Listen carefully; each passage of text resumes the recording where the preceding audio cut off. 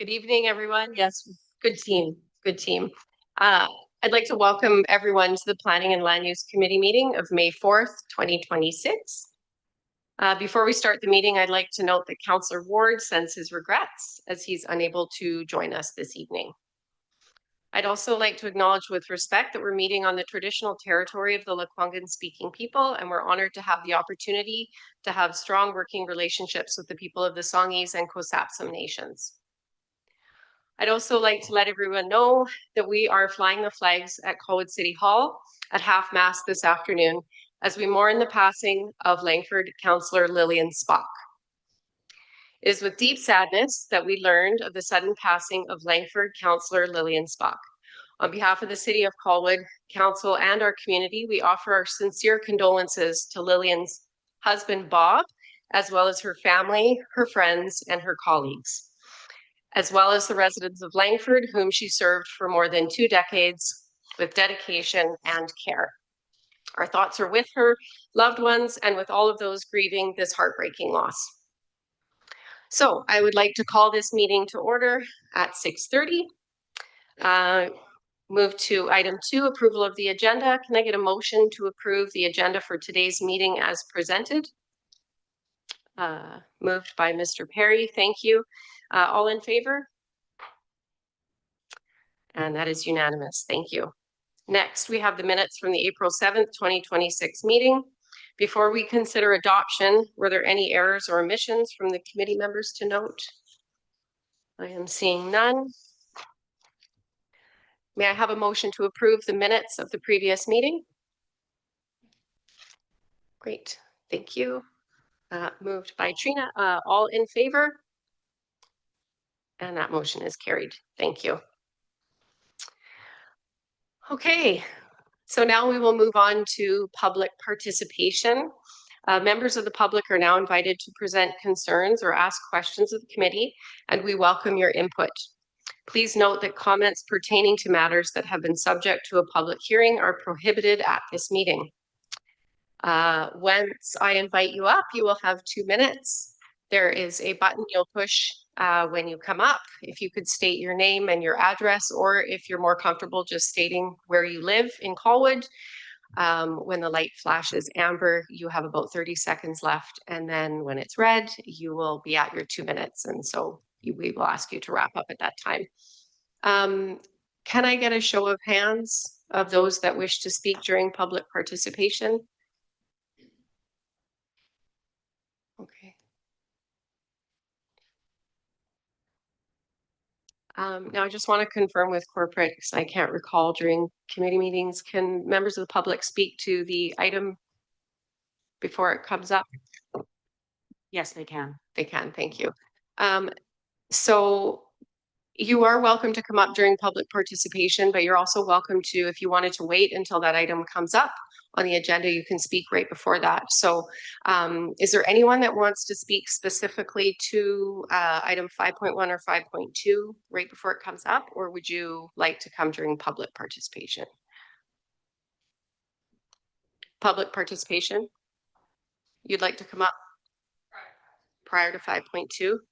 Okay, I'm just going to make a note of that, and that is Ms. Schultz.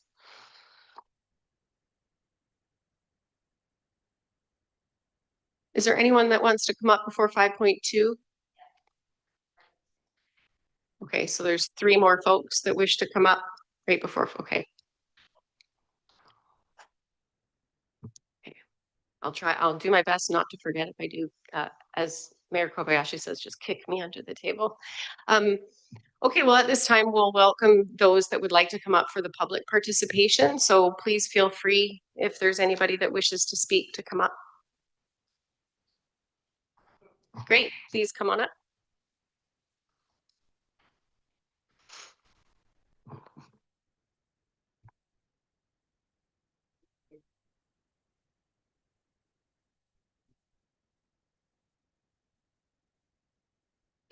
Hello, my name is Alex.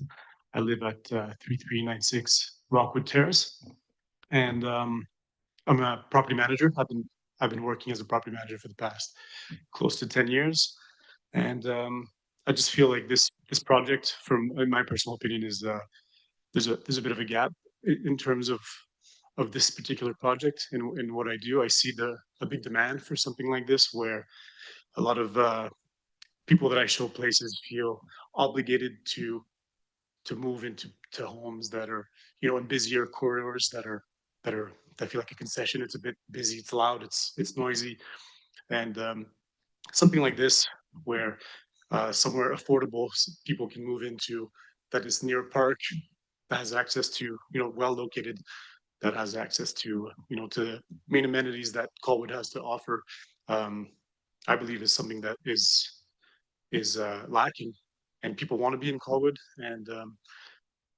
you know, also my wife owns a business here called Quality Care South Island. She works with a lot of elder people, and there also comes a time to downsize for them, where they don't want to leave the neighborhood, but the only options that they have are places that are super busy or loud or maybe a little dangerous or noisy for them. And something like this that offers peace and quiet, that still keeps them in this community near where they're used to, you know, because they've been living here for some of them for decades. And, you know, after a certain time, they need to downsize. And from what I see in this project, there's, you know, not only in terms of affordability, but in terms of just comfort and ease for people that age to move into, I think is a great situation in my opinion. So just wanted to share that. That's it. Thank you, Alex. Welcome. Are there any other members of the public that wish to come up and speak during public participation? Okay, so I'm seeing no one. So we'll close public participation and move on to item 5, which is new business. First up on our agenda is Development Variance Permit 392 Royal Bay Drive. The committee will have the opportunity to listen to the presentation from staff and consider recommendations to endorse prior to forwarding to council. So with that, I'll invite Murray Bosworth, Manager of Planning, and Joshua Bayless, Manager of Engineering, to introduce the item prior to opening up the floor for committee discussion. Thank you, Murray. Good evening, committee. Thank you very much. So this application is a development variance permit for the subject property at 392 Royal Bay Drive. This application involves a variance to the subdivision and development servicing bylaw, which is different from the types of variances that we most commonly see. The STS bylaw is a more technical bylaw in nature, generally aligned with engineering standards and best practices related to infrastructure and road design. This differs from variances to the land use bylaw that this committee most typically sees, which is variances to the land use bylaw, and that regulates on-site development in form rather than road standards. The current SDS bylaw was adopted in 2024, so it is relatively recent and does reflect current standards. It is also important to note that under the Local Government Act, there's no grandfathering provision or in-stream protection for amendments to an SDS bylaw. So applications are reviewed against the bylaw in place at the time of decision of an application. In terms of context, there is some history to this property in this application. While the site previously was rezoned, a development permit has never been issued for this property. A new application was required when the property did change hands, and the amendments that the new owners were proposing were beyond the scope of a development permit amendment, and as such, a new DP and DVP application were submitted. I will now turn it over to Kelsey, our planner 2, who will present the application, and then the applicant is also here this evening. Thank you.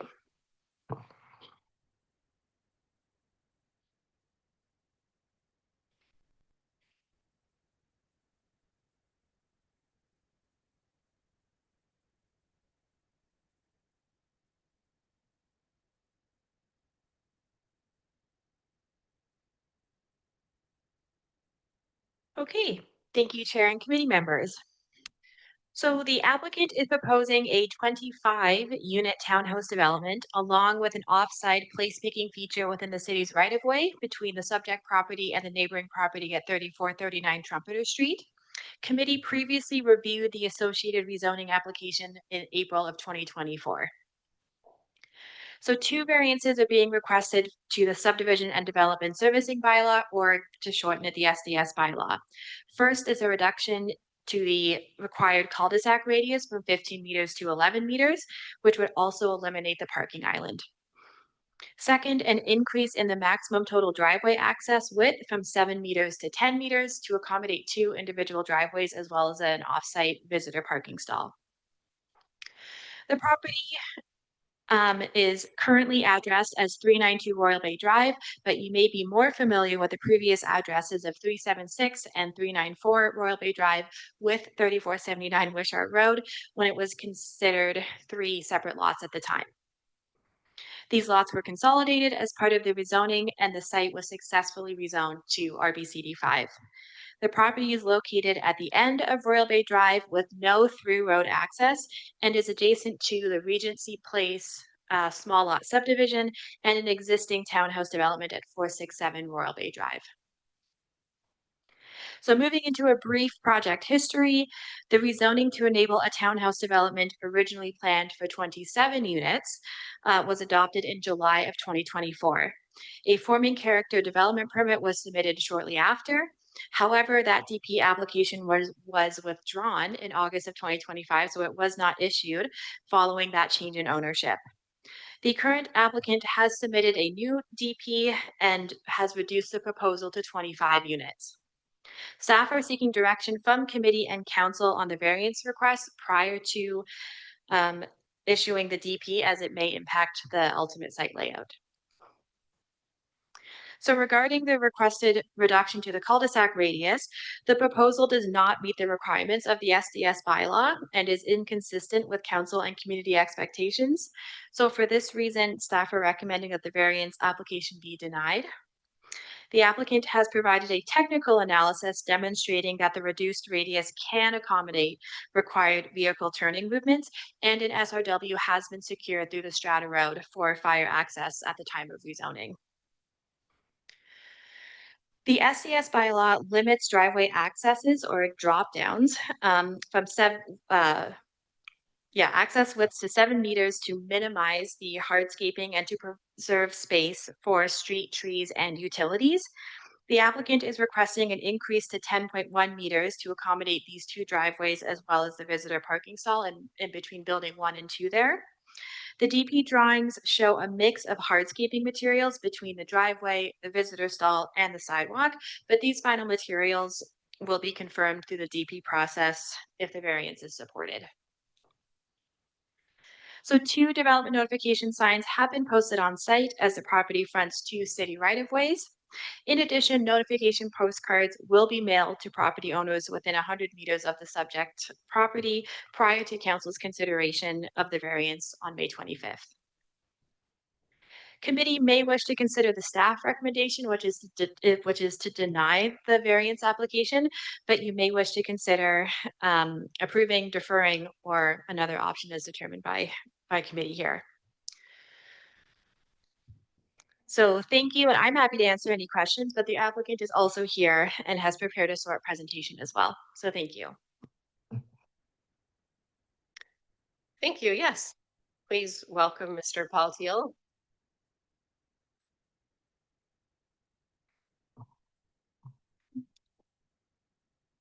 Is it perfect? Good evening, Madam Chair, members of the committee, staff. It's a pleasure to be here. Oh, we were up. My name is Niall Paltiel with Island View Land Management here today on behalf of my client, the current owner of the property who purchased in 2025, Golden Dynasty. As well, online we have my colleague from J. Anderson and Associates, who provided the technical drawings and memo that is associated with this application. As well, behind me, I have Rob Pringle here from Union Architecture, principal architect on this project, and also very familiar locally in dealing with a number of other applications within the Royal Bay neighborhood. Again, respectfully acknowledging the territory that we're on today. I'm going to try to move a little bit quickly. This is a thorough presentation for a townhouse development, I will say, but being that I always know in an application, the burden of proof is on you as the applicant. and also being that we are here faced with a recently discovered staff recommendation to decline, I do take this seriously and want to convey the thoughtfulness that has gone into this application and the improvements that we've presented here today. For context, this has been spelled out by planning. As far as improvements that have been made to the application since the purchase of the property, as was mentioned, we've done some softscaping along the parkside retaining wall that was proposed with additional landscaping. We went from what was previously proposed and approved within the DP for a concrete retaining wall, and instead went with a rock retaining wall to kind of soften and help abide by the district's OCP and development permit guidelines. We've updated the building design. We've gone with a Royal Bay in-keeping craftsman style with materiality and context that fits the tree line nature, but also has a number of materials and color palettes that provides differentiation between the different units. And as was mentioned, the design that we had initially on building 1, which was the building that fronted the public road on Royal Bay, had 2 more units. And we thought that the number of driveways on a public road was just too many. And so by reducing it, we reduced the interface between vehicles, pedestrians, and right-of-way, which we thought was enhanced the safety of the design, and our engineers agreed. But also increase the size of the units to create more appropriate 3-bedroom family style units, which we also felt was more in keeping with the objectives set out in your housing needs assessment and the OCP. Touching on the design, you can see here we've gone with a nice style that again picks up the kind of contemporary homes to the south of us, and again still fits the good old Royal Bay and Colwood infill design guidelines. As was mentioned, we still maintain the statutory right-of-way to the south of us. That is an emergency statutory right-of-way. So through the driveway and the proposed laneway that we're building on our site, there would be a public right-of-way that would go to lands beyond to provide safe emergency vehicle access through our project to the neighboring CD zone development as well that's currently under construction. We still have a 3-story townhouse block form, which again speaks to that family housing type that is supported within this community. As well, it's important to state that the amenity contribution that was proposed by the previous applicant with wayfinding, little library, there was a really nice compass designed piece in the middle. We felt it was well supported by the feedback that we received at committees and council such as this, and so we have maintained that as a commitment in this application. Here's again the site plan. You can see the road interface there with the proposed cul-de-sac, and then the laneway that takes you through to the public amenity area. And you can see the way we connect through the site to the trail network within the park space to along the property line, the walkway there. Again, there's our lovely park amenity contribution within that SRW, still providing that safe connectivity for emergency vehicles. We have a little library, some bollards, wayfinding signs, benches, waste receptacle, and kids' play elements. I should also mention, not that we nickel and dime here, but obviously we have reduced 2 units. The city does go with a per door amenity contribution, but we are maintaining the amenity contribution. We're not asking for a reduction in what we're providing. As well, wayfinding signage. This is a very long slide to say we're doing some nice wayfinding signage that's meant to fit with the in keeping within the city's standards for clear signage that provides good connectivity for school routes, safe accesses, and the park connection that's being constructed as part of this. We do have some great challenges on this site, which provides opportunity to provide a safe trail network and access through the site. It also allows us to provide reduced permeability by slightly reducing the sidewalk size and ensuring that we're sticking to the principles that the OCP supports when it comes to site adaptive planning, ensuring that we're minimizing the footprint of both development as well as infrastructure, both from the municipal asset management standpoint, as well as ensuring that we're taking a softer touch approach when it comes to preserving trees and creating public right-of-ways. We're working within the existing road allowance and following the settlement patterns on the streets. Again, we're creating adjacent trail network access as is seen in our landscape plan, and we are ensuring continuity within the SRW and from the servicing standpoint. I'm trying to go quickly. Oh. Sorry, which way do I point?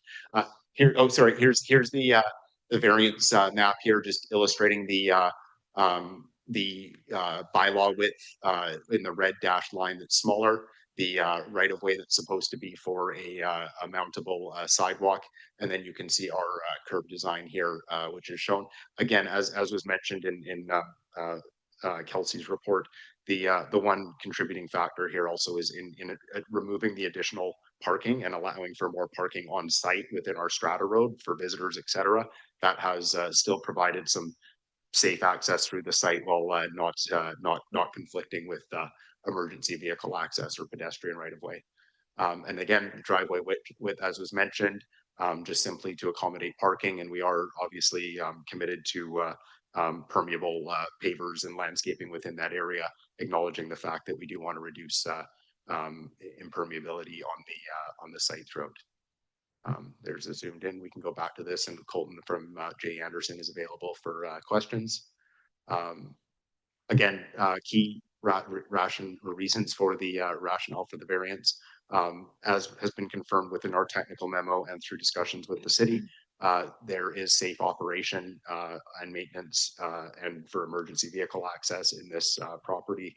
I encourage you as committee members to ask staff yourselves. I don't believe there are any safety concerns from our initial conversations and review. There is the SRW that was provided at rezoning, which provides the redundancy necessary to avoid a turnaround requirement. And again, the parking compliance that is required under your bylaw is maintained. We're not asking for any variances with respect to parking. Bylaw. Anyway, I'm going to keep moving. Again, there's the rationale. We did provide a memo. Again, I'm trying to go a little slowly here. Jay Anderson can speak to this if you have any questions. Key engineering plans that we've provided. As far as analysis goes on our response, we have a number of OCP policies, household family supporting sizes, transportation links and active transportation connectivity throughout the site, reducing driveway conflicts and improving sight lines throughout the property for walkability and safety, providing a pedestrian pedestrian first and compact infill layout, parkway connections in 11.21, and then a efficient strata road access for servicing the SRW and ensuring safe and secure refuge collection locations for pickup and drop off. Active transportation policy alignment. I'm not going to bore you with that. And again, we are maintaining our amenity contribution piece here, both in the Affordable Housing Reserve Fund, as well as maintaining the park amenity, the trail connection and wayfinding piece that was mentioned. And again, from design standards, we have, we believe, enhanced this design even from when we purchased it, and have included aspects and elements that we think really make it an excellent application and an excellent part of the Royal Bay neighborhood for the community. Okay, and I'm not going to go through it again. It just rehashes a lot of things. So basically, yeah, I'll finish here, but we're available for any questions, both from the architecture and the engineering side. I think the application, while we appreciate this isn't a commonly varied bylaw, it is a relatively new bylaw, and we feel that in the imperfect infill context that properties exist, sometimes these variants are requested, and that's why we have committee and council specifically to review and adjudicate on those items. It's been a pleasure working with the talented staff of the city so far to date. And yeah, we appreciate feedback from the committee and look forward to discussion. Thank you. Thank you very much for the presentation. Well, I'll look to the committee to see if we have any questions. Seeing Kathleen, please go ahead. Hi, a question for you in terms of chronology. It's important from my perspective to analyze the hardship of the applicant. So first question is, when did Golden Dynasty purchase the property? Golden Dynasty purchased the property in, I believe they removed conditions in August of 2025. So the bylaw, the new bylaw existed on the date of the purchase. Is that correct? Correct. Okay. So can you explain for me then the rationale of the applicant in terms of being aware at the date of purchase that a new bylaw was in effect? Um, is it because the previous application was granted and then the original applicant backed out? So the logic on the applicant's point of view is, well, it was okay then, so it should be okay now, or wonder if you can explain to me the hardships. I think to be clear, the variance, I wouldn't want to, I wouldn't want to characterize the request for a variance as a hardship. It's not one. The variance is required to facilitate the number of inputs to make a plan work. As you can see, we have the space between the road right of way, which is fixed, the necessary driveway size to support a vehicle and ensure we don't need a variance or create them too small into the sidewalk, then to support a internal garage and a decent family unit, and then the park pathway that was asked of us to the east of the property line. So we've got a number of things and objectives and planning inputs that we're trying to make work for the plan. And it's those same number of inputs, with the exception of the number of units that we've reduced, that is in keeping with the plan that was previously submitted by the previous applicant. Nowhere do I think it's a hardship. What I will say is the the applicant prior was going to go and get a development permit issued first, and then go and try to get a variance once the development permit was approved. We decided to couple the two and ask for it at the same time because we thought that was a better and frankly a bit more of an upfront way of doing it, so that you could see the package and there wasn't a risk being taken on at a future date. So is there a hardship? No. We did go in with eyes wide open, knowing that there would be a variance. Did we expect that the variance would not be supportable? No, we thought that the variance would earn staff support, being that our engineers had no concerns from a safety or a layout standpoint. Just like we have professionals on the private sector side, the city has professionals on their side, and it's the city's professionals that have made the assessment that they can't support the variance. We fully respect that, but we also believe that this is a great application on balance, and the variances are required to make it work on balance as well. Were any attempts made by the applicant to rejig the plan in order to comply with the new bylaw? We were never asked to. We never received a request to alter our application to remove the driveway widths to make it work. That feedback was never received. So I need some clarification then on the chronology. Golden Dynasty purchases the property, knowing what the new bylaw was, correct? Yeah. So then they make an application with an old plan in full knowledge of the fact that it did not comply with a new. And the old plan would have required a variance as well. Yeah. Okay. So, yeah, I think that's it then. Thank you.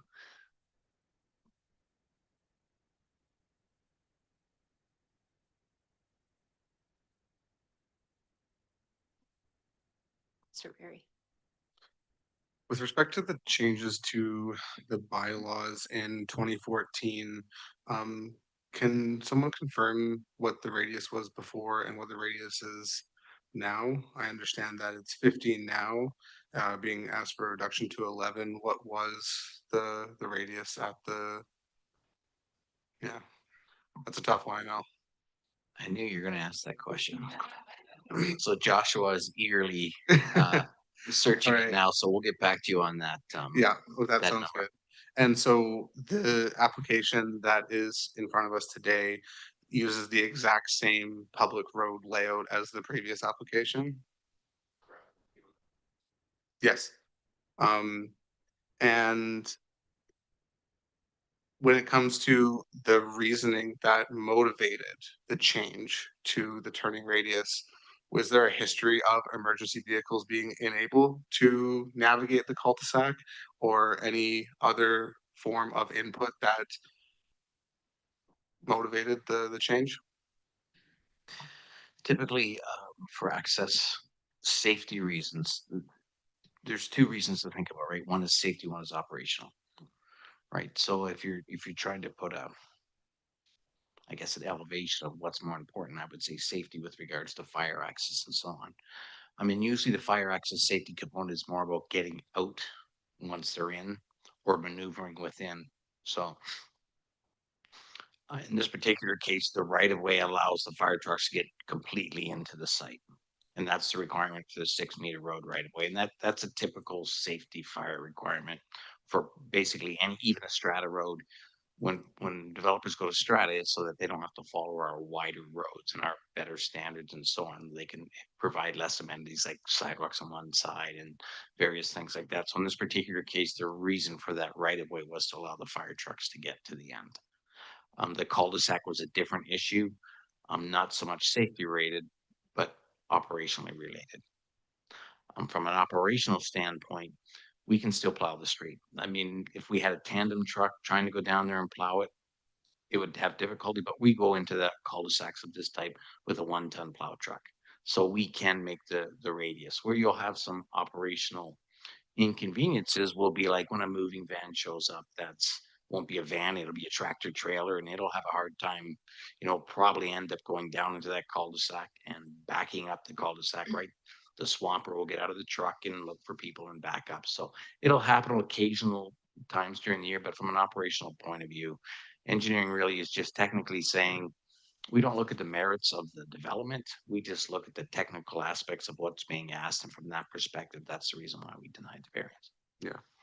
And then with respect to, actually, you've largely answered the question, but I'll ask it anyway, knowing that there was a new width to the cul-de-sac requirement, was any evaluation or attempt to adjust the application made? And like if the variance were to be denied, what does the resulting layout look like? Like what's the plan B? I know it's kind of like a show your cards ask, but it's more trying to understand like what that means to the future of this development.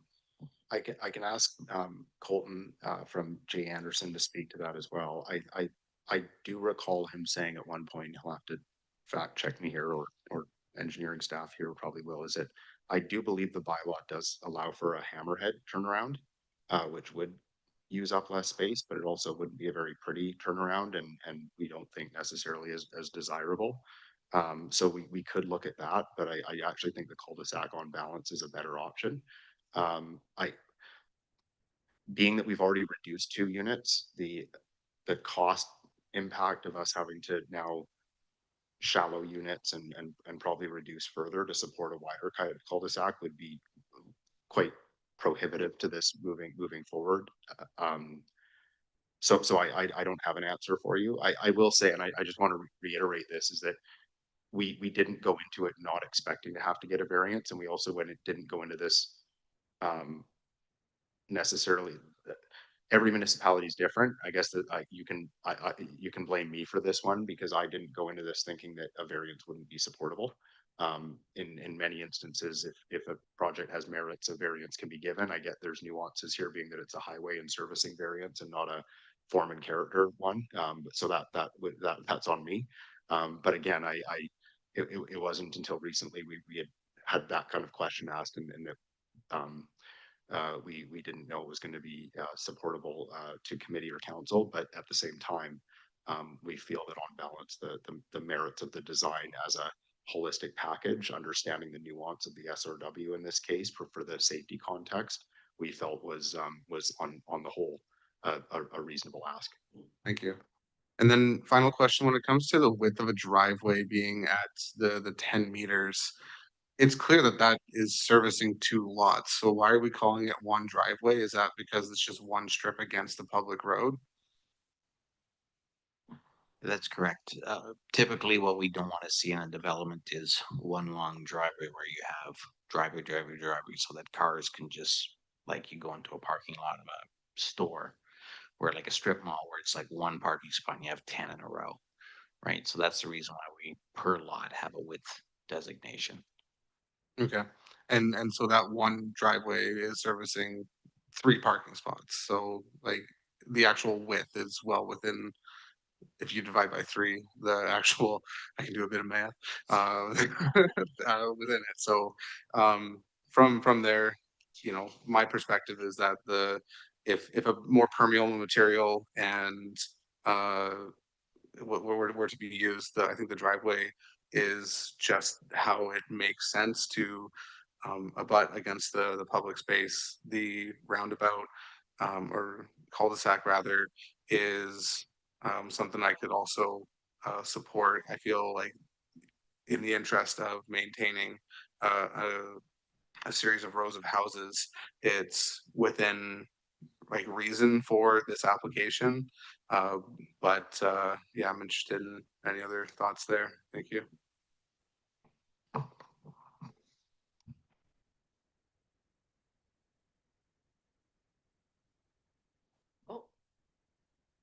Oh, if that's okay, I'm just gonna move it over to Katrina for the first time speaking. Thank you. Okay, thanks. Hi, I actually really like the new design of it. I think giving extra space in the driveways for people and making it 2 less unit and making the places bigger, it's a win. And I'm personally not a fan of cul-de-sac parking lots because I feel like they're almost more treacherous to get around and it makes things feel very claustrophobic. So I guess my only question, which I think that you've answered, it sounds like this is, you are able to work through this through safety and operations. Is that a fair statement? Other than the occasional snowplow? Correct. Yeah. I mean, if we were in a snow belt and we were going to be down this street, a couple dozen times a year, I'd be more, uh, let's say I'd be less willing to say we can deal with this. But quite frankly, I think this year we might have gone down that cul-de-sac once.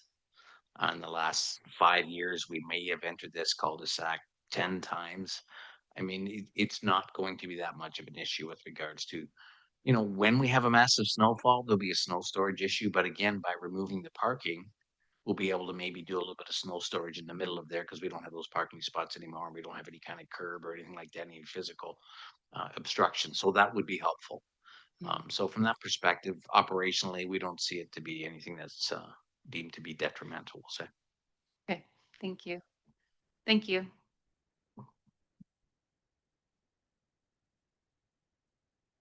So this is the question for anyone in the city who feels like answering. Um, I've looked at hardship. That's something I always try and assess when we're asking for a variance. Another factor for me, and I'm trying to get a little more methodical in that regard. So the next thing I want to assess is the spirit and intent of the bylaw. I tend to agree with both James and Katrina. I see these variances as being fairly minor. So my impression is that with respect to the driveways, we just have a preference not to have 3 vehicles in a row. It doesn't sound like a problem based on the pluses of the project to me. Can you help me in terms of understanding? Is there anything else I need to know from a technical perspective? And I'm just going to then ask the next question as well in terms of the technical issue with respect to the cul-de-sac. And this, it sounds to me that it is doable. And again, on balance, I find the project to be quite worthy. So my question, and I'm going to try and wrap the two together, is, Mary, you indicated to us that this is different because it's not a form and character kind of variance, it's a technical variance. Does that change the calculus in terms of how we determine whether or not a variance is appropriate or not? Because I'm inclined to say it's appropriate in this case. I think it works. It's not perfect. I wouldn't want to buy the units that have the visitor parking in between, but it's like, all right, you get an end unit, so you get kind of a less than perfect situation with respect to parking. So is there a distinguished, some way, something that I don't know in terms of this factor? We're distinguishing between a technical bylaw and form and character. Can anybody comment on that? I can't really do the technical form and character type piece, but I can talk to the technical piece. Yep.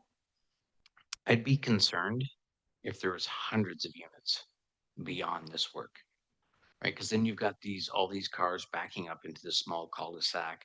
You got this cul-de-sac, there's going to be all kinds of traffic in there. You're going to have parking issues. So if you put that layer into it, it's basically a dead end the way it operates now. So from that perspective, from the technical feasibility of the operations, I can say, okay, I can tolerate it. The safety aspect with regards to the ability for safety vehicles, fire, ambulance, those types of vehicles, again, I don't think they're hindered because of the cul-de-sac. So I believe that's okay as well. The driveway piece is interesting in that if you deny this, then I would suspect, and I'm not the developer, they'll come back and ask for a variance under the DP for a visitor parking variance to have one less slot because they won't be able to put that parking piece in there. Would I be correct in assuming that would be the case, Mari? So in that particular case, you're just coming back again. So, if you want to meet the technical piece, then you could go to the DP piece and have the variance on the parking. And I would suggest that you're probably, the fact that they're making it permeable and they're making it somewhat palatable with regards to the units would allow you to say technically we can accept it. So from those aspects, I would say because it's minimal amount of units, it's a dead end and it's not flow through, those types of things, technically, I would say it's fine. When you get into that social form and character piece, Mari can maybe talk a little bit more, where that's kind of the touchy-feely stuff. I don't do that. We tend to just be pretty linear. Calculus is a good thing, English is not, writing is not, but calculus we like. Thank you. Thank you. Yeah, and just to add, so when I speak about the difference in a variance to the land use bylaw versus the SDS bylaw, so our OCP contains design guidelines. So that is what we use to assess development permits and to justify a variance. Our OCP does not contain, I would say, as many design guidelines to support variances to an SDS bylaw versus a land use bylaw. When I talk about the technical perspective, like when we're reducing a setback as an example, that does not have a safety concern or an operational concern necessarily, like a reduction of a cul-de-sac radius would have on the safety and the operation. So it's just sort of another level of functionality that we have to think about when considering variances to the SDS bylaws. So I would say that they're a little more, I guess, complicated than variances to the land use bylaw. Thank you. Thank you. Are there any other questions from this committee at this time? I think that many of, yes, please go ahead. Sure. I don't have permission to do this for my client, so he'll kill me when I offer things on the fly. But if it helps in your rationale or your recommendation to council for the specific driveway width variance, the middle piece, we could always create a additional set of permeability and kind of a visual break by perhaps updating the landscape plan to include a grasscrete paver. So it looks like it meets the intent of openness, but it still provides that parking space as long as that standard is acceptable by staff, which I would have to check. I'm happy to accept that as a recommendation from the committee if the committee decides to go in that direction. So maybe that helps. Yeah, move the variance there. Thank you. Thank you. Now, is that something that this committee would have to potentially add to the recommendations, or would that be something that would be discussed with the? Go ahead, Mari. So as part of your recommendation, you could add a condition to the DBP that they add that to their plans. And then they can submit updated plans, and those exact plans will be attached to the development variance permit. And the development variance permit will only apply to those plans attached to the permit. So we can easily accommodate that.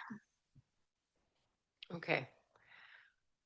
Thank you. And that was, sorry, what was that called? I wrote it down here, a Grass Creek paver. Is that what it's called? Okay. Okay, thank you. No, that was good discussion. So do we want to look at potentially making an amendment and adding a condition to the staff recommendation? I feel that that's the direction that we're going in. We're not taking the staff recommendations. Sorry. We want to do it. We want to, yes, thank you. Can we bring the recommendations up, Mercy, please? Thank you. I think it's honestly like we do the recommendation. Except instead of saying. Oh, sorry. Yeah, so it would be, yeah, okay, so option 2, that development variance permit, DVP 16 for 392 Royal Bay Drive be approved. Did you capture the language, Marcy, while Mari was speaking? By chance, yes. Go ahead, James. As part of the language for any addition there, would it be preferable to not include specific material types and instead provide direction up to council saying that like we have an interest in the visual break between the 3 driveways being serviced by one length? So that leaves it open to negotiation between the city and the applicant rather than specify an exact item that, you know, I don't ultimately care, and therefore I don't want to see these variances fall through because the Grass Creek paver doesn't ultimately work out. Well, could you just put Grass Creek paver or similar? And go ahead, John, please. Thank you. Yeah, I was just gonna say, you can just say Grass Crete, and it's Crete, Mari. Crete. CRETE. Yeah, thank you. Or that like similar the type. spray that is Similar over? No, it's actually, when you think about a concrete block that you build with, you turn it upside down, you fill it with dirt, and then you plant grass in it. So you're really running over the concrete paver, but it has grass in between. It'll visually look significantly different as opposed to an impermeable pavement that will look grainier, but still look like asphalt. So this will definitely visually show you a designation between the visitor parking and the 2 private parking pieces. So with Grass Creek pavers or similar, that's enough to allow staff to decide what similar might be in case Grass Creek can't go in there. Because there's different types of grass type materials that you can put in there. Or we could ultimately make them use colored pavement, for instance, to visually distinguish it too if they had to go that direction. So that'd be fine. Okay.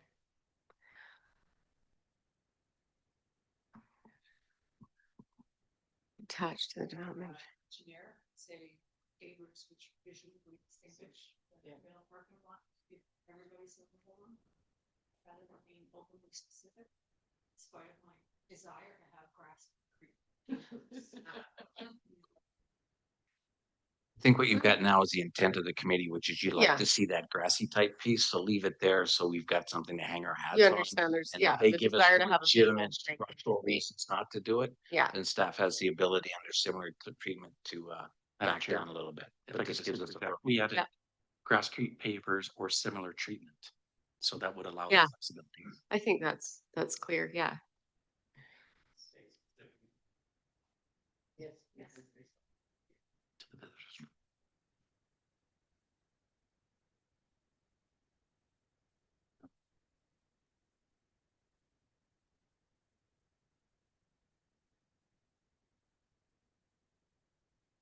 Okay. I'm comfortable with this. Is there anything else that the committee wishes to add? Okay. So we'll call the question. Oh, we don't have a motion on the table. Sorry. Can I get somebody to move the option 2? Okay. Yeah. Okay. Any further questions? None? Okay, we'll call the question. All in favor? Then that's unanimous. Thank you.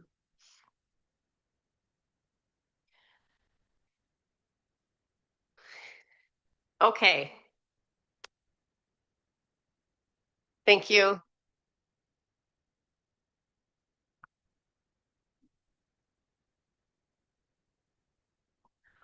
Okay, we are going to move on to item 5.2. I do have 4 people that wish to speak to item 5.2. So at this time, I would like to call them up, and we'll ask Ms. Schultz to come up first because she had her hand up earlier. And so just to remind you, you have 2 minutes. So you've done this before. Hit the button. When it goes amber, you'll have 30 seconds. And then when it goes red, your time will be up. Thank you. Good evening, I'm Shara Schultz from 401 Tamarack. On behalf of residents of the Tamarack Gamble neighborhood, I'd like to thank the committee for its attention to this matter. The proposal for the development of 420 Tamarack is inappropriate in scale for the specific interior residential block of the neighborhood. Many infrastructure and character concerns apply, including the following. The proposed 153 units will put significant strain on the infrastructure of the neighborhood, as well as added pressure on the surrounding natural areas. The right turn only Gamble exit is already at capacity. Adding 153 units creates unsafe congestion and bottlenecks at the Whale Road intersection. 420 Tamarack is not within the 400-meter transit-oriented area of the Colwood Exchange, is approximately a kilometer away, and therefore provincial mandates for the 6-story do not apply. The current proposal violates the OCP plan that calls for gentle transitions in residential interiors. 6-story buildings next to single-family homes are a drastic intrusion and not a transition. Our community supports appropriate neighborhood growth aligned with the smart scale multi-unit housing rules of Bill 49, which appropriately favor 3-story townhomes or multiplexes for this lot rather than the massive 6-story block.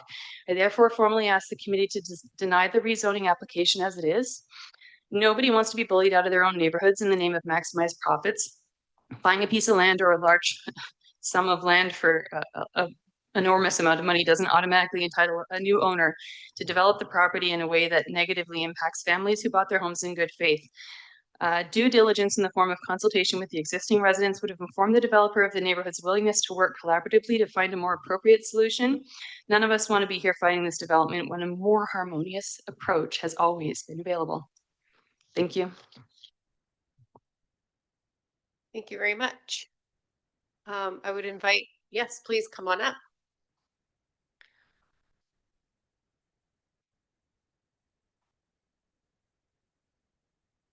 And the mic is already on for you. But I hit the button. It's okay.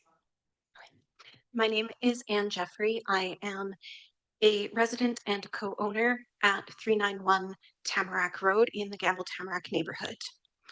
I strongly believe that it would be inappropriate for council to approve this development prior to the receipt and review of the results of resolution number R2025-224 from the October 14th, 2025 council meeting. There are presently about 50 homes in our neighborhood, and the 153 units proposed would therefore possibly quadruple the population of our neighborhood immediately. Conservatively, it would more than double the number of people who live there. This cannot be considered gentle or sensitive infill, and it would not maintain the existing character of the neighborhood. The developer wishes to rely on certain parts of the OCP, but in spite of their insistence to the contrary, their proposal does not adhere to the concept of gentle infill. If this proposal goes forward, it will immediately and forever change the character of the neighborhood. I submit that an appropriate level of development for our neighborhood would be small-scale multi-unit housing, also known as SSMUH. I also want to note that the environmental assessment does not mention fish. This is an astonishing omission, and I urge you to require a further environmental assessment focusing on the fish of Millstream Creek. As you can see, I'm skipping quite a lot of my letter. Developments that adhere to the province's definition of SSMUH would be a much better fit and would increase housing density while maintaining the character of our neighborhood. Thank you. Thank you.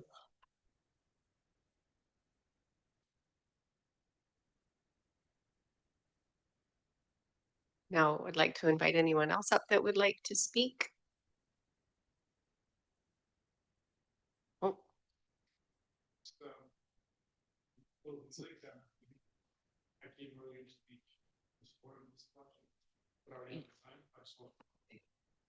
you've already spoken to this one time, so.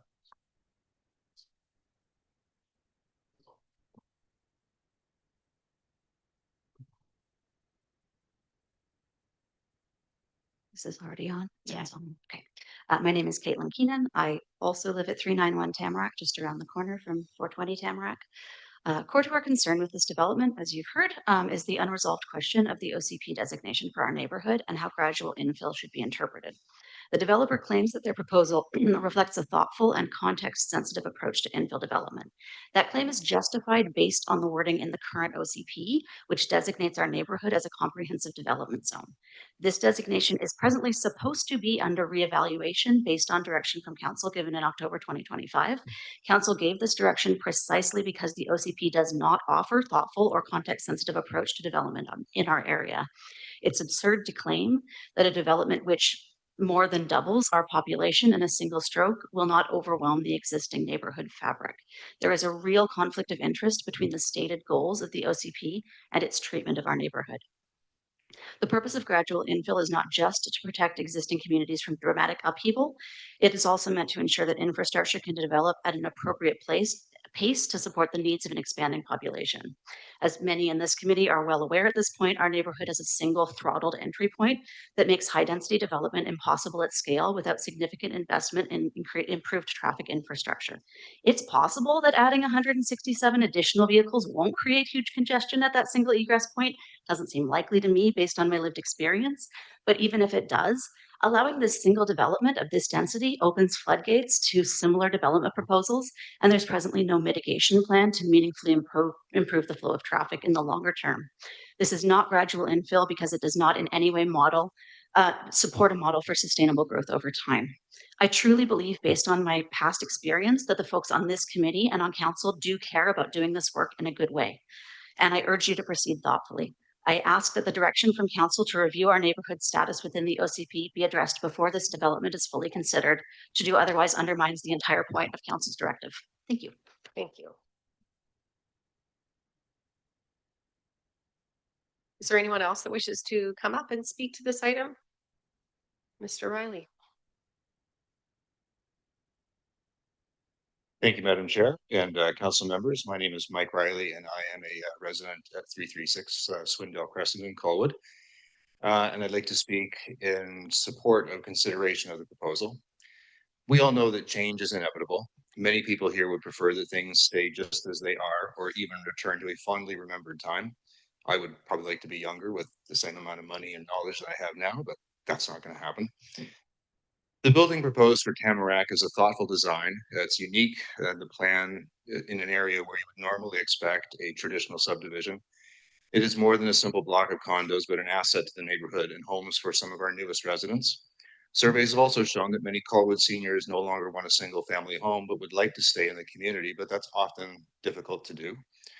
Tamarack can be a solution for that. But what about the natural landscape? Nearly everyone in Colwood lives in what was once a forest, meadow, or creek delta. Those later became farms and orchards, and the pressures of growth plowed those under to create the neighborhoods that surround this city hall. But is the progress of the past sustainable? Not if we want Colwood to retain its natural appeal. Increasing density is required and part of our official community plan. If the families expected to live in Tamarack each had a single family home, that would consume about 12 acres. So the solution is to construct multi-unit buildings. So far though, through sound planning, we've resisted the temptation to pack people into 1960s Bulgarian concrete monstrosities, and much of Colwood's higher density buildings have been tasteful designs. But should all multi-unit buildings be on main roads and malls? Why can't we provide a neighborhood experience to families who want to raise their kids near a park or seniors who still want close access to nature? We have an obligation to provide accommodations for our residents. With Tamarack, we have the opportunity to give people a home. Thank you. Thank you very much. Is there anyone else that wishes to speak to this item? Oh.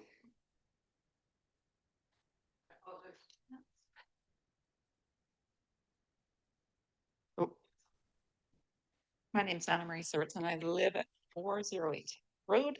I want to acknowledge and respect the former person who just spoke.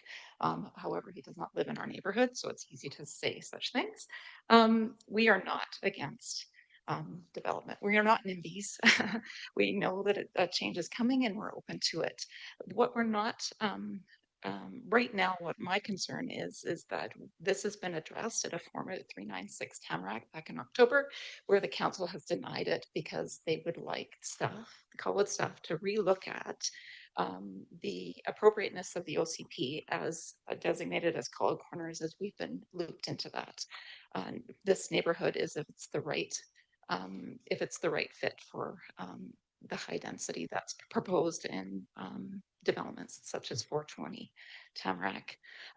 My question was, and I've been watching carefully, is we haven't seen any indication that the staff has gone forward with this, or that if the residents are going to know when this reassessment is going to be done. So I'm kind of surprised that we're looking at yet another development before that actually is done, because this one is actually at minimum twice the size of the previous one at 396 Tamarack that has been denied by council. That's my biggest concern, is that I'd like the reassessment of the OCB to be done, and to actually have the appropriateness looked at before even going forward. It doesn't make any sense to me that we do that prior to that. Anyway, that's my that's my thoughts on this. We have submitted letters, and I know many of the people in the neighborhood has as well. Thank you. Thank you. Oh, there's a gentleman in the back there. Please come on up.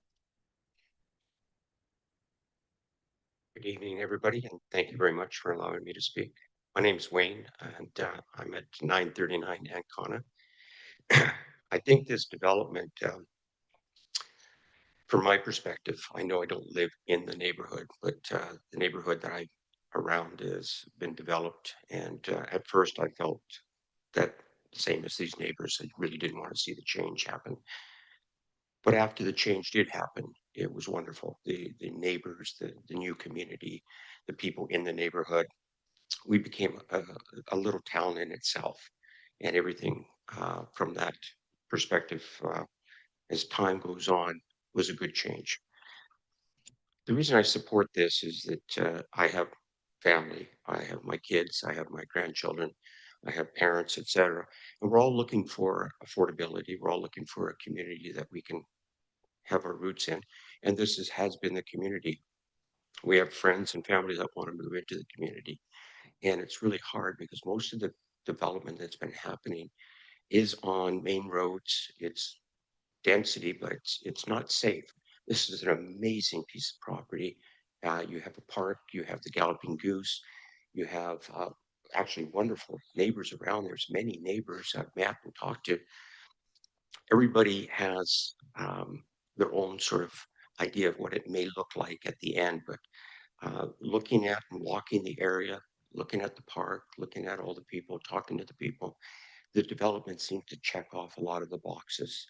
I would love for myself as I kind of age and get into an area where I would like to downsize is to have an opportunity like this where I can go to the Galloping Goose, I can go to the park.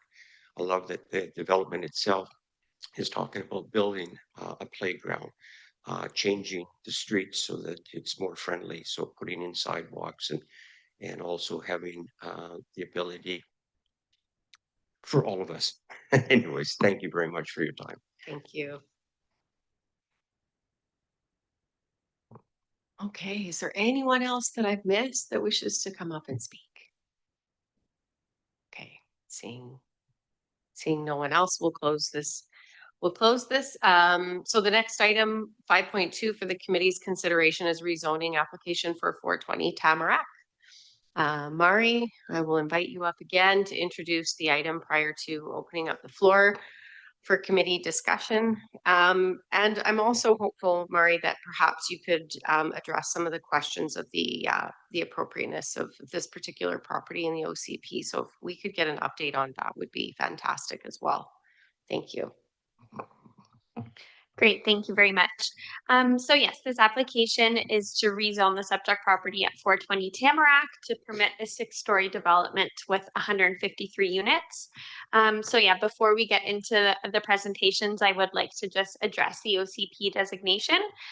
So this property is within the Colwood Corners designation. This is our area of highest densities and heights within the city. It's our area for intended growth. And it supports heights up to 15 stories and an FAR of 4.5. The designation identifies a minimum FAR that development needs to achieve, and this application has achieved that minimum FAR of 2.0. In October of 2025, Council did direct staff to review the appropriateness of the Tamarack neighborhood within the Colwood Corners designation and to develop a gentle infill strategy. That resolution came about from the previous rezoning application at 396 Tamarack Road, which was ultimately denied. That application did also have a parking variance associated with it, and this application is meeting all of the parking requirements. So in early 2026, staff went to council to seek direction to proceed with new policy projects to advance in 2026. The project to review the appropriateness of the Colwood Corners designation was identified on a master list that we have for policy projects. This is a part of a new process that we have implemented to prioritize policy projects.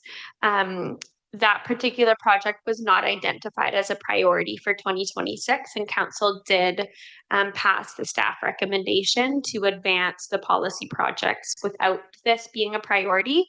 The intention there was that staff feel that reviewing the appropriateness of this neighborhood within that Colwood Corners designation would form part of the scope of work for a broader OCP amendment, and not just to review that appropriateness on a independent OCP amendment, sort of standalone amendment. I would say reviewing a land use designation is a significant process, and more appropriate when we're reviewing the sort of entire city as a whole. It would have pretty significant implications if we're going to be reducing density in an area that we have already enabled very high density and heights. I would also just like to comment on the gentle infill strategy as well. So as I mentioned, the Colwood Corners designation is our location for intended growth, our highest densities. We have controlled areas for growth, which is our neighborhood designations, which supports townhouses up to 3 stories. Now that is the area within the city where gentle infill is supported and encouraged.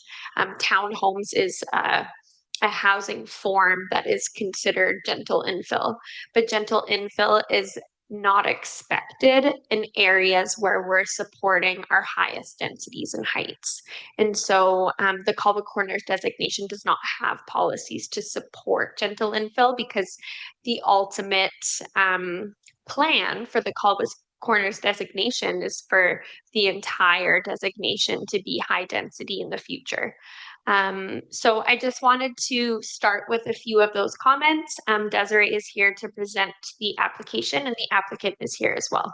Thank you very much.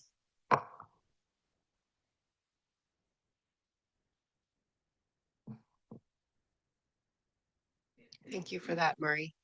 That context is very helpful. Thank you. Please go ahead, Desiree. Thank you, Chair and committee members.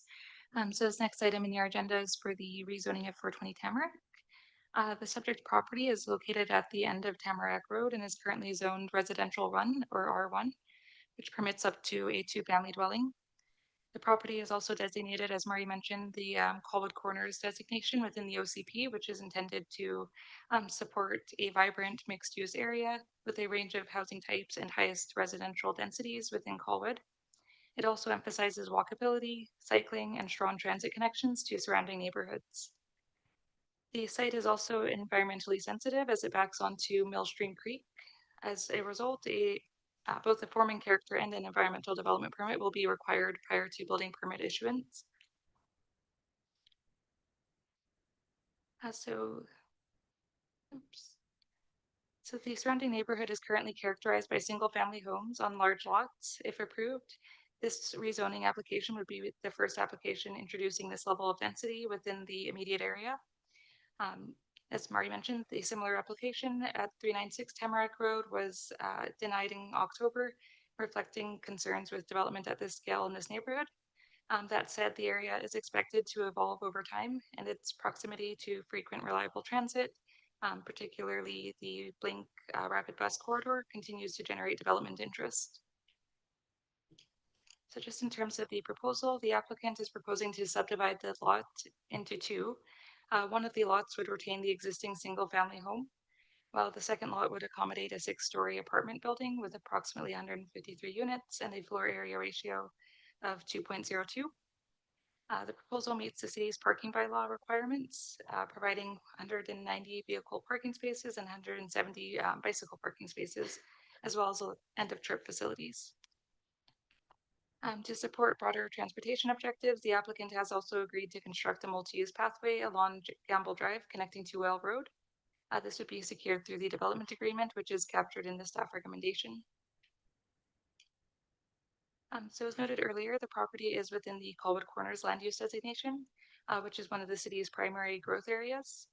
The OCP supports a range of building forms here, including low, mid, and high-rise residential development, with building heights generally envisioned to be between 12 and 50, up to 15 stories. The base density permitted in this area is a floor area ratio of 2.0, with opportunities to increase beyond that where appropriate. While the greatest building heights and intensities are intended to be focused along major corridors like Soup Road, Goldstream Avenue, and Whale Road, this site falls within the broader growth area identified for intensification. The committee may also wish to consider the council resolution that was passed in October. And I think Murray touched on that a little bit. In terms of the Colwood Corners designation, though, this map illustrates the designation within the OCP. The subject property is located within this area, and it is outside of the 2 transit-oriented development area radiuses, or radii. And the area overall, though, is still intended to function as a key mixed-use center for the community, supporting housing, employment, and services in a compact transit-oriented form. So the proposed CD44 zone would divide the site into 2 sub-areas based off of the plan of subdivision. Area 1 would generally reflect the existing R1 zoning and allow the applicant to retain the existing single-family dwelling. Area 2 would regulate the apartment development with key provisions including a maximum lot coverage of 40%, a maximum floor area ratio of 2.5, a maximum height of 6 stories, and a requirement for usable open space. So in terms of the application process and communications, the application has followed the city's standard notification timeline and engagement requirements. The applicant undertook neighborhood consultation in October 2025, and the notice sign was installed on the subject property in March 2026. Public notification for the rezoning will be occurring in advance of the council consideration. Looking ahead, the application is before the Planning and Land Use Committee today. Should the committee choose to proceed, the bylaw would be brought forward for first, second, and third readings on May 25th, and final adoption would occur after that date, pending approval from the Ministry of Transportation and Transit, as well as the applicant satisfying the registering the development agreement. So staff are recommending that council consider, or the committee consider recommending to council that the proposed bylaw be given first, second, and third reading. And as I mentioned, prior to adoption, approval from the Ministry of Transportation and Transit be received, and a Section 219 covenant or development agreement be registered on the property. The development agreement would address matters such as subdivision, environmental protection through the conservation covenant, and critical root zone protection, as well as offsite works and park improvements to Gamble Park. Other options before the committee tonight include requesting that staff provide additional information or that the application be denied. That concludes my presentation, but before we move on to the applicant's presentation, I did also just want to point out that there is an error in the financial consideration section of the report. Table 2 includes a sewer enhancement fee. This property is exempt from sewer enhancement fees. But with that, I'll turn it over to the applicant. I believe they are online to present.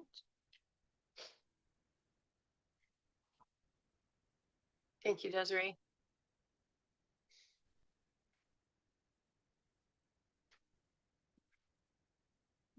Good evening, committee members. Thank you for taking the time tonight to review our project. So what, let me see how this works.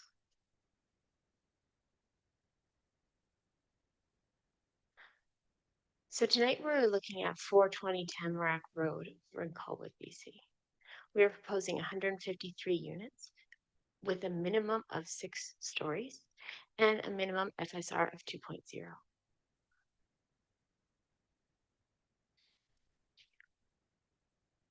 Oh, there we go. Here we have a slide that shows the different unit mix for the proposed project with a mixture of studio, 1 bedroom and den, 2 bedrooms, and 3 bedroom units. We wanted to reinforce the comment and what Mari and Desiree had noted that with the OCP Colwood Corners, we are allowed to go up to 15 stories, and we didn't want to provide that in this neighborhood. We only wanted to do 6 stories. We are also allowed to have a 4.5 FSR, which we also didn't want to do. We wanted to do the minimum required, which was 2.0 FSR. So this just takes us through the slides just to show that what the OCP Corners does allow versus what we want to provide in order to not impose a 15-story apartment building in this neighborhood.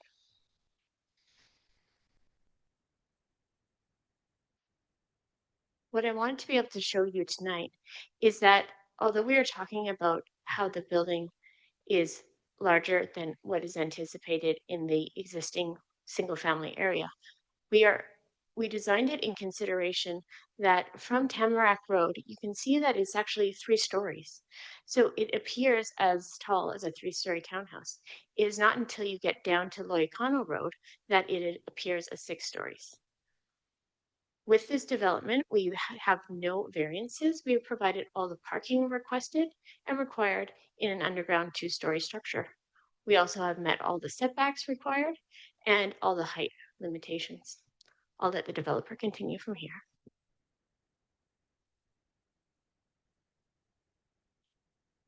Good evening, Dallas King, applicant for 420 Tamarack. Andrea gets to speak on all the technical things, and I get to speak to some of the exciting stuff of the project. Is the red button on here, Jason? There we go. Yeah, I just wanted to talk more broadly about the, Colwood community. When we talk about community, I've had a chance to meet with some of, the business owners, those that live on and operate businesses on Whale Road, for example, and I've had a chance to talk to them about what does the overall community mean to them. And when you decided to place a business here, did you plan for growth in the community, which of course would mean more people coming in and enjoying your place of business? And that was certainly a large conversation with many of the business owners. And I think maybe that gets missed in the whole context is how important this overall Colwood Corners is for the business community, the business sector. And really that's what community is about. I'm excited. I appreciate the passion this neighborhood has, but there's 23,000 people here in Colwood, and we're looking to add opportunity for others to come and enjoy Colwood as well. So speaking on what Andrea had spoke about, we've taken a soft approach to this. We really have. We've met that 2 minimum FSR, and as she mentioned, at the Tamarack side, we're appearing as 3-story. It's also a U shape at the top, so that heavy massing you might see on the full width of the building is broken up as a U shape. So you'll see that here, just where some of the visitor parking is. That's on the top Tamarack side.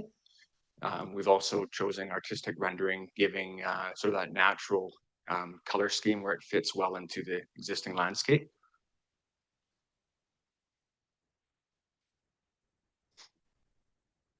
There you go. This is the lower side coming off of Lowicano, where you will see it's at 6 stories. That's the large open courtyard. The access to the parkade would be down there, and it just shows sort of that same soft color scheme. This is the existing section. If you're standing up at Tamarack, off to the west side or the left side of the screen is access to Gamble Park. You'll see the existing single-family home in the background there. This site is quite unique. It drops off and allows us to create 6-story at the north side and the 3 stories at the south. I mean, we listened. We tried to listen as best as we could and create a project that would fit in with the community. Understanding we won't be able to make everybody happy. We're at the 2 base FSR. We've met the parking bylaws. I know that was very important to people. There's been discussion of parking, and we did what we were able to do, which is to meet that parking bylaw.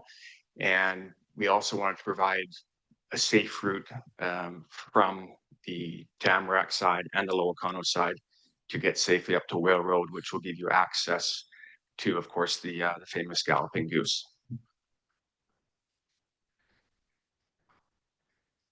This here is a slide showing the civil upgrades we're doing. This is quite substantial for off-site upgrades. Full cul-de-sac upgrade at the Tamarack side, sidewalks where it meets the Gamble Road, and then a pedestrian and bike path up to Whale Road. So you can safely leave from the Tamarack side up to Whale Road.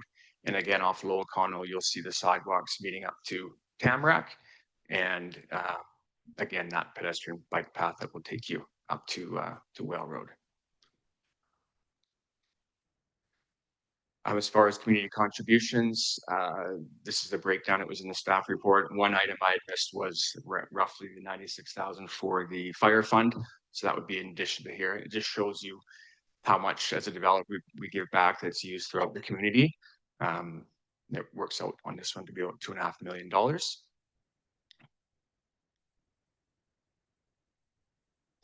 There we go. As far as the existing Gamble Park, we've been talking to staff and the discussion of upgrading that. Right now, it's just basically a grassy, empty field. Not really kid-friendly. We've met with Henderson Recreation, that's a Canadian-made product. This is an example of what we could do and fit in there. We'd have to work with staff on logistics if it'll actually fit the space, but this is an item we are prepared to include, and just gives you an idea of what a park could look like and be inviting to the rest of the community. And one last item I was made aware of was Green Teams. They do invasive weed pulls. They've done some stuff down in Royal Bay. We thought that would be a neat opportunity with Gamble Park right beside there to sponsor an event there as well and do something similar. So there's a $5,000 donation for that. And as far as the merits, I kind of saying them all over again, but we have done a sensitive design here, given what the Colwood Corners, which is your downtown Colwood, would allow for. We have addressed the parking issue. We've met the parking bylaws. We're not asking for any variances. The single family home, we've retained that. That home's going to stay there and be accessed off Low Econo. And the reality is we want to bring 153 homes to Colwood so other people can enjoy what's there. So thank you for your time.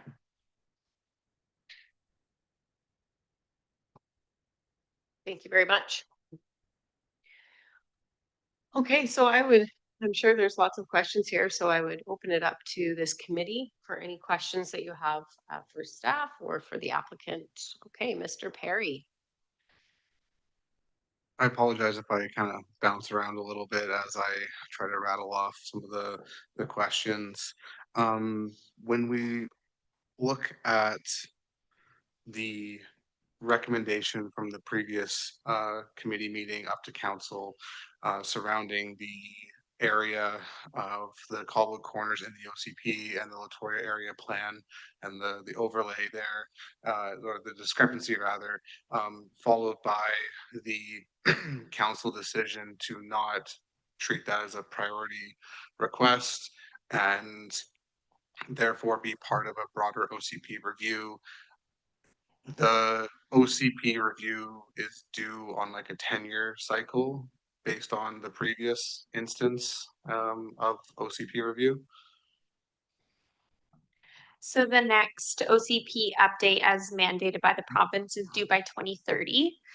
Depending on the scope of work of the next OCP update, it certainly could be a multi-year process. Okay. And so from that, it's been communicated to this committee that, you know, as the OCP stands is what the city and council is looking for. Further to that, I know that I was one of the individuals who brought up the observation of Colwood Corners in the OCP versus the Latoya area plan, and since then have been focused and trying to be more appreciative of the geography.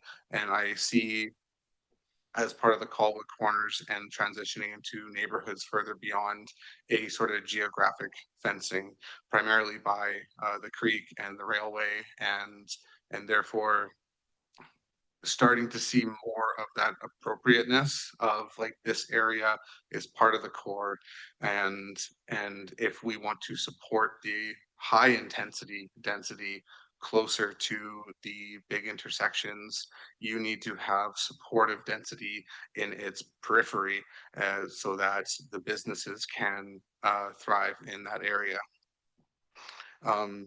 If we talk about some form of gentle infill where a townhome complex goes in, all what I see is the kicking of the can of roughly like 70 years. Whatever building is built will have a lifetime, at which time more density can come. So the biggest question I have to council is, how quickly do you want Colwood Corners to come to fruition? And are you willing to let that take the appropriate amount of time based on what we see in front of us?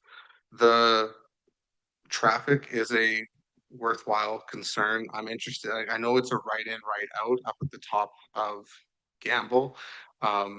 Is there any aspiration for lighting? Like, what sort of expansionary plans are there at present, if any, to adjust to the increased density as it comes through these neighborhoods?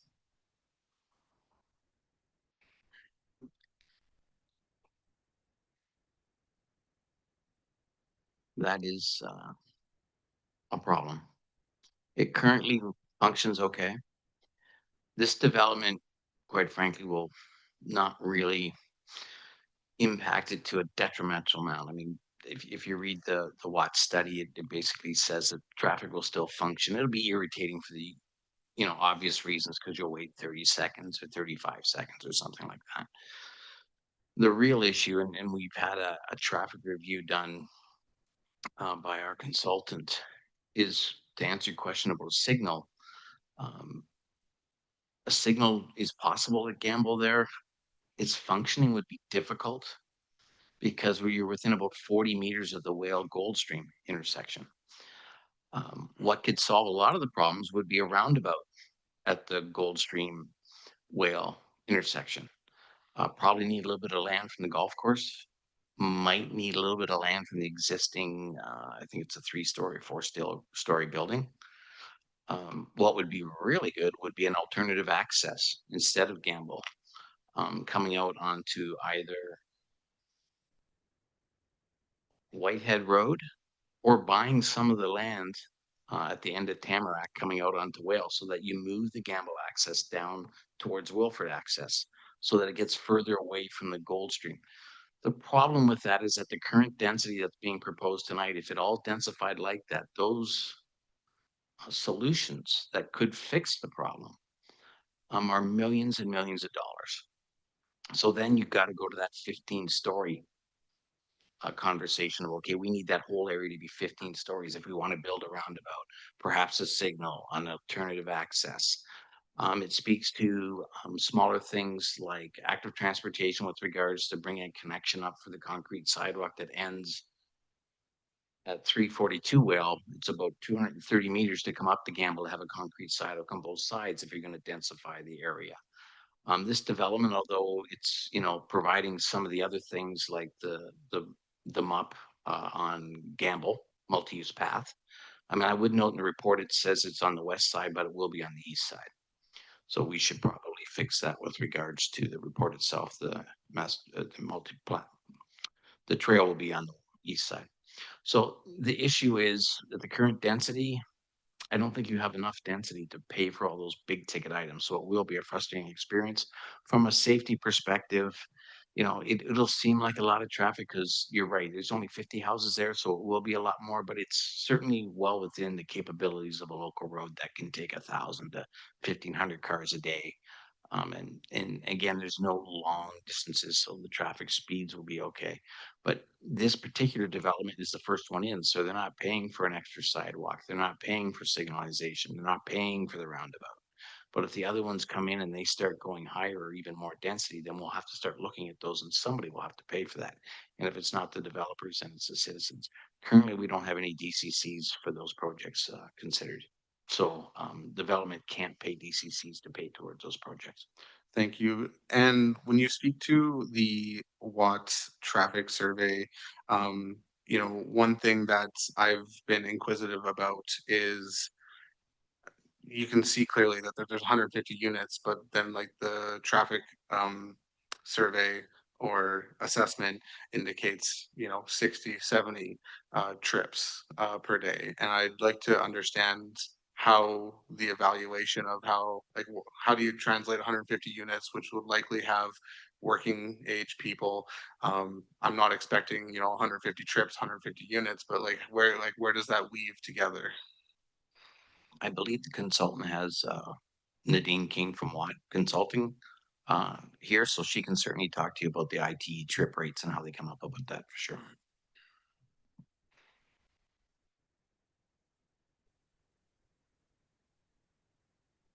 Please go ahead, Nadine. Thank you. All the buttons here today. First I'll lower my hand. Yes, thank you through the chair. Yeah, it does feel a bit counterintuitive, I think, when you first look at how we calculate peak hour traffic. So the number that's in the report is for a peak hour. It's the PM peak hour, which is expected to be the highest hourly volume from the development when combined with the existing rush hour background traffic in the surrounding area. ITE, which is the Institute of Transportation Engineers, is an international organization that is, well, probably close over 100 years old now. We collect data as an organization all across North America for, wow, must be getting close to 50 years now, and it is constantly being updated. What we find is that as you change land uses from single family to multifamily and densities change and tend to be a bit closer to active transportation, cycling facilities, and transit facilities, but not always. The rate does go down slightly. They're just a slightly different buyer. And so what we do is we take the number of units and we multiply by the ITE rate, which in this case, I believe is about 0.4 per unit. Actually, I think it's about a little under that, 0.35. And that is how we get what we think the peak hour estimation is. I will say that we have done site-specific counts across Vancouver Island over the years and looked at various places such as Bear Mountain, which you would think, well, maybe they're not very close to things. They've got to drive more. They're probably higher than ITE. We've looked at places out towards Souk. We've looked at places up island that, you know, again, don't have as much transit or active transportation. The ITE rates come out actually pretty accurate to the expected peak hour generation. The daily traffic is higher, obviously, because people don't just make one trip a day.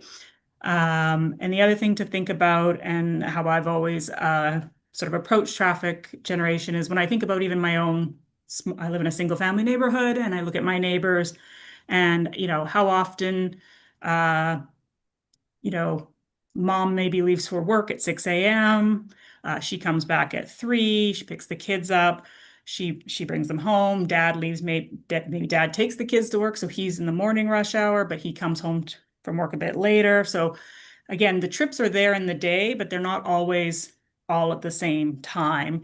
And where one house may have all of those, you know, mom and dad maybe do come home at the same time. The next house or the next unit has a different pattern where they've gone to the gym after work. So those are the things that we take into consideration to get that peak hour traffic. Thank you. No problem. With respect to the property itself, there is a tree line on the east side of and what will eventually be the entryway. Are there any tree protections anticipated for the east side of the property and that entranceway?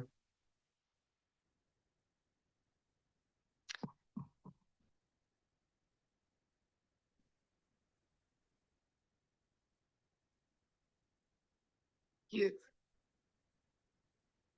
just right in front of you on there. Hi, my name is Doug Ford, and I'm one of the developers on this project.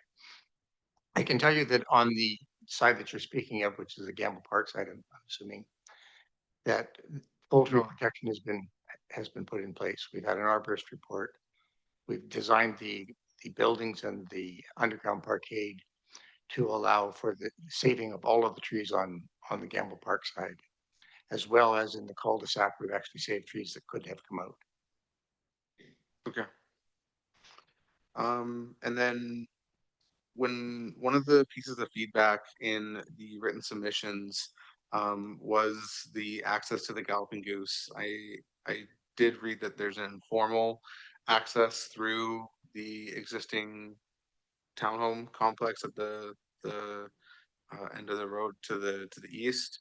Are there any aspirations to connect a like city road to the Galloping Goose? We currently don't have the land to get there from an easy spot, so we did, I think, very early ask the developer to approach the private property owners to see if they would allow like a 6-meter right of way. At this time, the current owners aren't interested in giving up that land or having that land sold. Okay. Beyond that, I mean, the one other piece of feedback that came from the written submissions that really stood out is surrounding the protection of Gamble Park and specifically the creek and noted that in the conservation covenant, there is sort of like a additional tack on part of the preservation, specifically to the best of their ability, which of course leaves areas of uncertainty and doubt.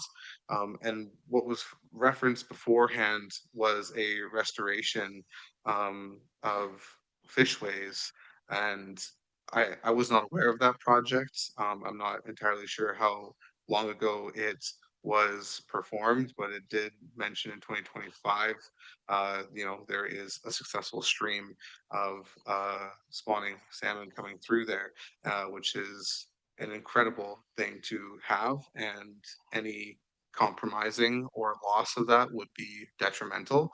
And so one thing I would like to see, and I'm not looking to propose an amendment at this exact time, but perhaps we should revisit it before we make any motion, is to make sure that this language is more firm around what the expectation of preservation is.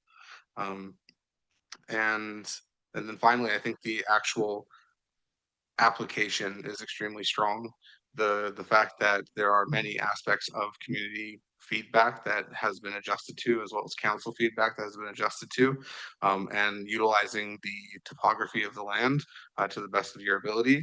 I really would like to commend the effort put into the application, and beyond the alternate of waiting until the next OCP to provide any additional guidance.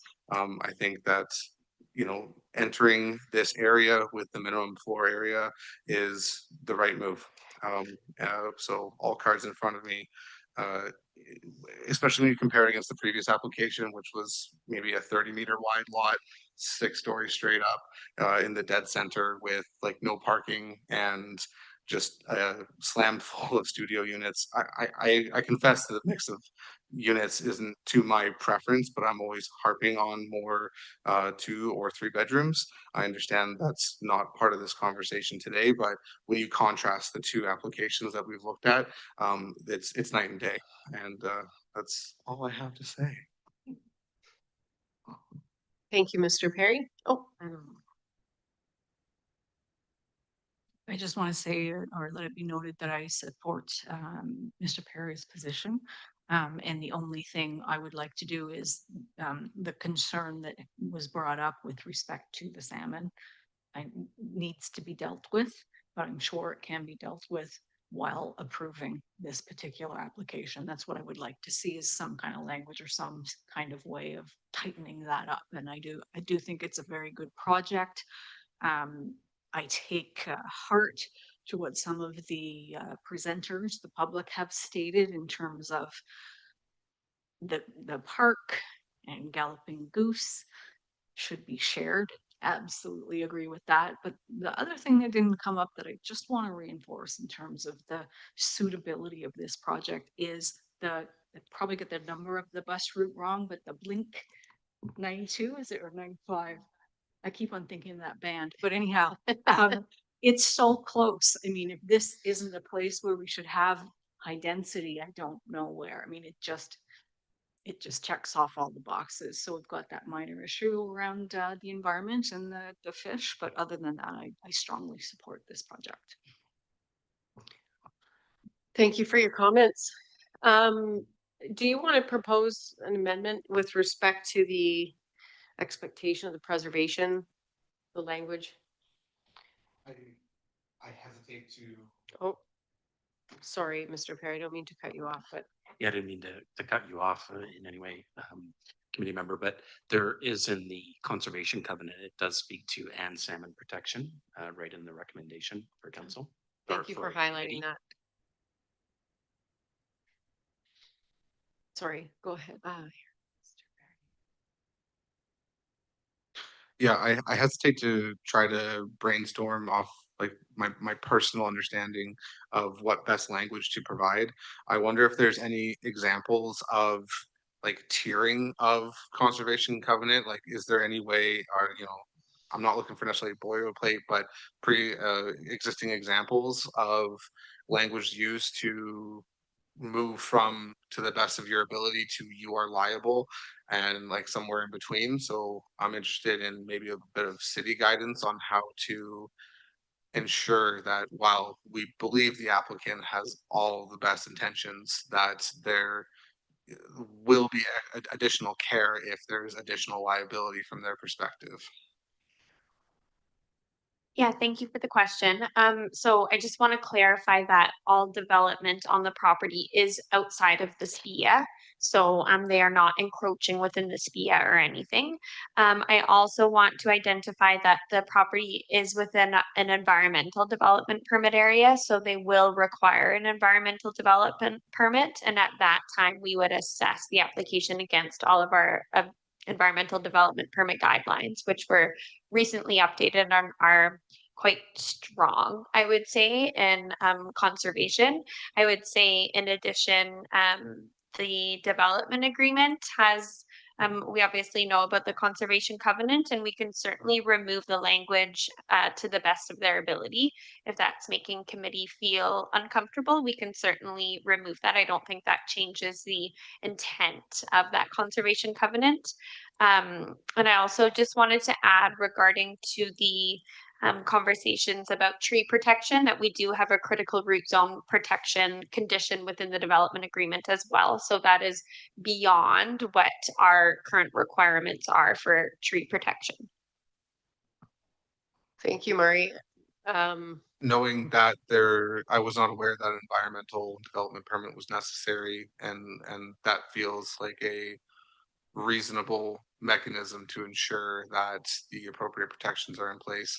I think that the, inferred ambiguity of to the best of their ability being removed does strengthen the language.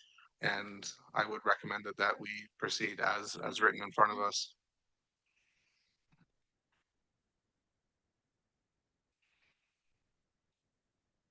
Okay. So that's my motion. Oh.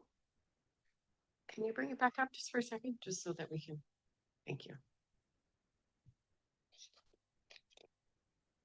So that language has been updated. Okay. Do you have any further questions, Mr. Perry? No. Okay. I just have a question. I thought I think it was 396 Tamarack, we were they were asking us to approve a rezoning, but that's not the case here. Is that true? Like because from what I heard from the developer is that they right now can build up to 15 stories. Like they're not looking for a rezoning application here. So like, what are we approving, I guess is my question. Yeah, thank you for the question. So the property is currently zoned R1. So they are limited to single family or duplex. So this is the rezoning application to permit 6 stories and 153 units. Okay. It just sounded like it sounded like from the presentation that we are allowed to build this right now. So that's not the case. Okay. That's not the case. So the OCP enables this height and density. This application is to rezone the property to permit it. So the proposal is to rezone from R1 to CD, I think 44. Okay. Okay, that makes more sense. Well, I guess my opinion is it's similar to my original opinion of 396 Tamarack, and I don't necessarily think that everything that goes along with all of these types of buildings are in place yet, like all the infrastructure, and I feel like we're putting the cart before the horse a little bit. And I know that when I was researching the request for 396 Tamarack, that when I did look at vacancy rates for like condos and single family apartments in Colwood and Langford, there was hundreds available. So I guess I'm just struggling with just creating more and more of these condos that I don't believe are necessarily being rented. So anyway, I just wanted to ask about the rezoning. So thank you. I have a question just regarding the, I know there's concern around the traffic impact in that area, and we've had the assessment. It seems to be able to handle the potential for more traffic. Do we monitor that, the impacts of the, like, once the development per se is established, do we continue to monitor those impacts? And are there any potential short-term solutions if there are any future challenges at that intersection with respect to visibility or the storage that only allows for 3 cars? I'm just looking to get a little bit of a better picture.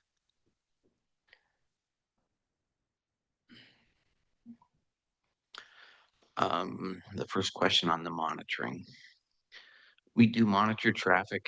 We do have portable traffic counters.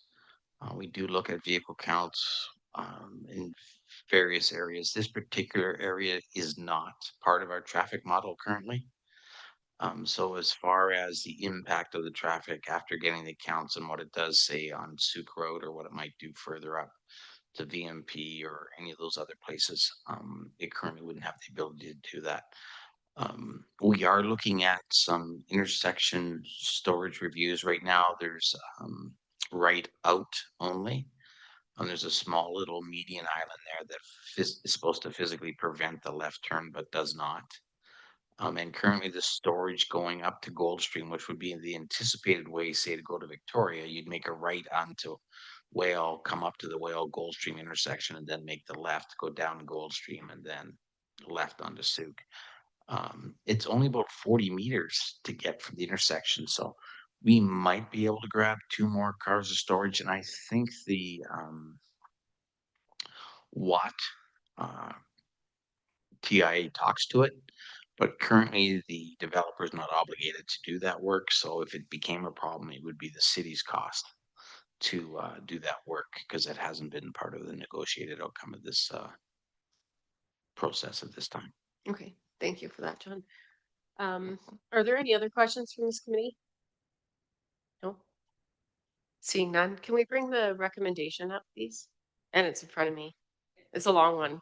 It's a very long one.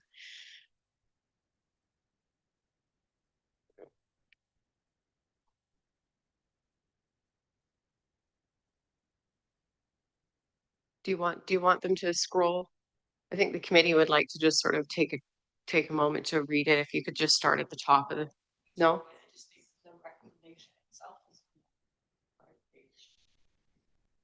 I'm fine with the language with respect to that. Yeah. Okay. Yeah, Mr. Perry, you're comfortable with the language that was updated in there as well? Okay. Okay, so can I get a motion? Mr. Perry already moved. Okay. Is there any further discussion? No? Okay, I'll call the question. All in favor?